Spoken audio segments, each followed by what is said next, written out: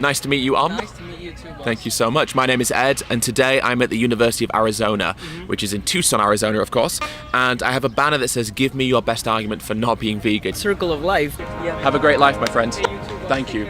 Today I'm at UC Berkeley, and I have a banner that says, "Why aren't you vegan yet?" You've very kindly sat down to have a conversation with me, so I'm interested. What are your thoughts on veganism, and why aren't you vegan yet? I need the protein. All the best. Hi Vladimir, it's a pleasure to meet you. Today I'm at Texas A&M, and I have a banner that says, "Why aren't you vegan yet?" And you've very kindly been patiently waiting, and I'm really interested to know what your response to that question is. Top of the food chain. It's been a pleasure speaking to you. Have a great day, and best of luck with your engineering. Hey Cameron. Good to meet Pleasure you. to meet you again. Thanks so much, Ed. Yeah, Thanks for having me. My pleasure. Thanks for taking the time to sit with me. As you are well aware, there is a banner in front of us, and the banner says, "Veganism is a moral obligation." What do you think about that statement? In the wild, right? Yeah. Animals are killed by other animals. Have a great life. You too. Hey Joey, pleasure to meet you. My name's Ed. And as you know, there's a banner on the front of this table, and it says, "Veganism is a moral obligation." You've been listening to some of my other conversations, but what do you think about that statement yourself? I like eating meat. All right. Thank you so much for a great conversation, Joey. Have a great time. I really appreciate it. Hi, James. It's a pleasure to meet you. My name is Ed, and you very kindly sat down, so I appreciate it very much. And I have a banner that says, "Veganism is a moral obligation." What do you think about that statement? I don't eat a lot of meat anyway. Okay, cool, man. Yeah, that's accurate. It's good talking to you, Ed. Likewise, James. Have a great day. Appreciate it. All the best. So the question, should our happiness come before the animal's happiness? I genuinely think, why not? Because at the end of the day, you have no guarantee. You're not actively showing me that this animal is happy. Oh no.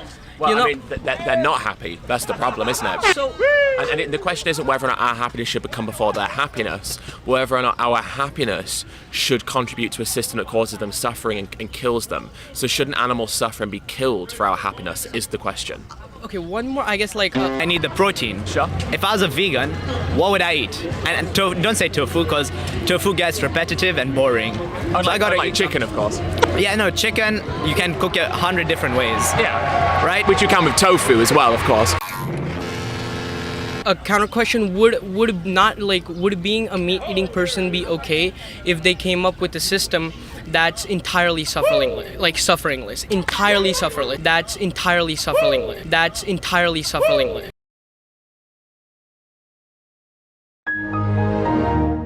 Sufferingless.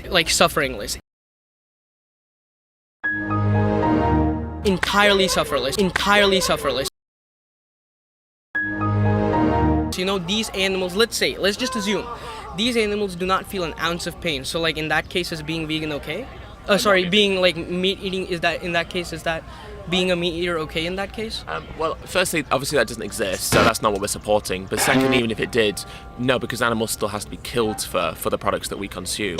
What's relevant is the amount of protein that we get from plant foods and whether or not we can hit our daily requirements necessary, which we absolutely can. And people are much stronger probably and bulkier than myself can certainly attest to that.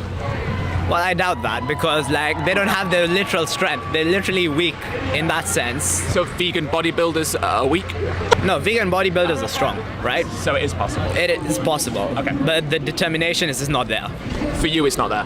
At the end of the day, that's what nature really is, man. I mean, look, nature is gnarly, yeah. It's full of horrible examples of suffering and cruelty and harm.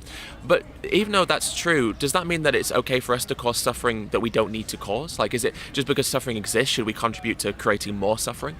Oh, wait, that's a great perspective. So,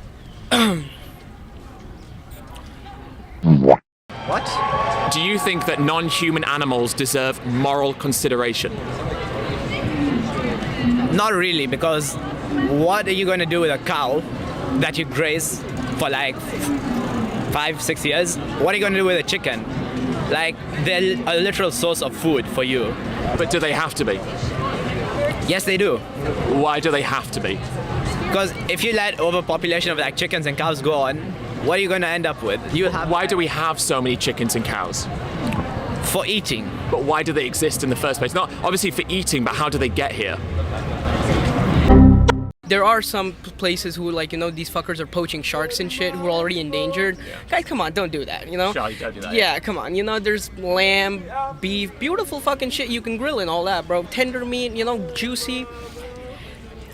You get where I'm kind of like, as long as it's not really, it's as long as it's not really hurting someone, like actually. But that's ironic, But right? it's suffering, yeah. It's ironic, it's suffering. But that's the thing. At the end of the day, even a vegan person's having to kill, But it's just about what you're killing. So you say that sensory pleasure does morally justify what we do to others. Can you think of any scenarios where that would be problematic? With humans, Okay. So be more specific. you can't kill a human. Okay, but what if it feels good? Well, then you're free to do it. Okay, so if it feels good, you're free to do it. Yeah, if you want to kill a human and eat them, you'll be judged by society, right? But if you want to keep doing it and you don't give a shit, sorry for the language. If you don't, sorry for the language. If you don't, So basically, what I'm trying to say is, if you don't give a shit, oh sorry for my language. Anyway, let me get back to justifying somebody being a serial killer. give a shit about people's opinion, go ahead and do it. So you think that okay, so someone could murder someone else, and as long as they feel good about it, that's fine. See, I'm in a liberal country, state, most liberal I think. You can go on and do anything over here and they'll accept it. Because freedom of speech, America's #1. Murder? They accept murder and rape and sexual exploitation? I'm just kind of like failing to see the double standard between plants and animals now. Okay, so let's say you have two choices. One is to cut the throat of a pig, and one is to cut the stalk of a broccoli. Okay. Is there a moral difference between those two things? I am killing a living thing. So is there a moral difference between those two things? No. So what about killing a human and cutting the stalk of a broccoli? Now that's two very different things. Why? Now the reason is because I will not devour the human after that. That But- means I am killing simply for the act of killing, which is very wrong. That means I'm a murderer at that point. But- Here I am killing to consume its like to cook, to provide, nutrition to other people who will eat with me. But you could cannibalize.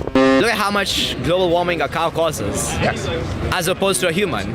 We do play our fair share of like global warming, but a cow is like twice as much as us. Well, a cow only produces the emissions because we breed them in for our purpose. So the emissions caused by a cow are our emissions because we are breeding them into existence to kill them. So the emissions caused by animal agriculture, it's not the animal's fault, it's our fault for breeding them and then raising them in the way that we do. I said we should, an animal? Yeah? If I kill an animal.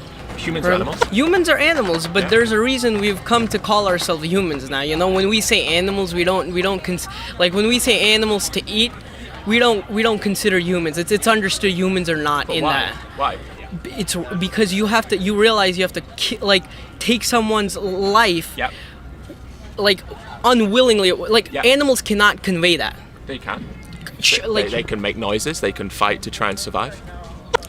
how do you know that's just vocal? So if I kick a dog and that dog cowers and makes a whelping noise. You know what? You got me in the corner, man. You got me in the corner. Okay. Good shit. Thank you. Yeah, nah. You got me in the corner. Good debate. Good debate. But I'm talking about the moral implications of what we do to non-human animals. With humans, we don't raise them by the billions and then cut their throats when they're a matter of months old, thankfully. So when we're talking about what we do to animals, again, we're trying to find out how we morally justify it. Now, initially you said sensory pleasure, but then you said, well, actually, no, murder and rape and these things aren't morally justifiable, even if they do feel good to the person who's committing the violent action. So you've contradicted yourself there.